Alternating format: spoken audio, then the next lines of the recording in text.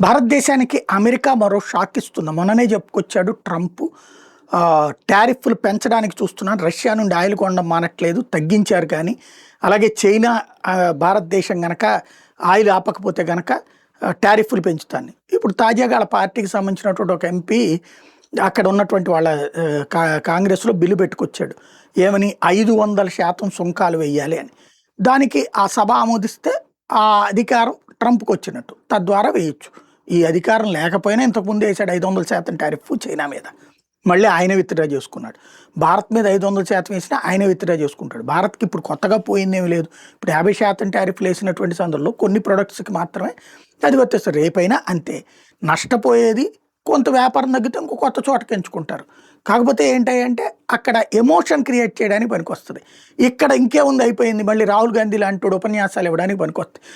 ట్రంప్ని manage చేయడంలో fail అవుతున్నారని. ట్రంప్ని manage చేయాలంటే మన దేశంలోకి అమెరికాకి సంబంధించినటువంటి పాల ఉత్పత్తులు, అమెరికాకి సంబంధించినటువంటి వ్యవసాయ ఉత్పత్తులు, అమెరికాకి సంబంధించినటువంటి విత్తనాలు ఇవన్నిటి ఎలా చేస్తామంటే ట్రంప్ ఇట్లాంటివన్నీ పక్కన పెట్టేస్తాడు. అప్పుడు మన దేశంలో ఉన్న రైతులందరూ అడుక్కు తినే పరిస్థితి వస్తుంది. అలా తేవాలన్నటువంటిదే ట్రంప్ ఉద్దేశం.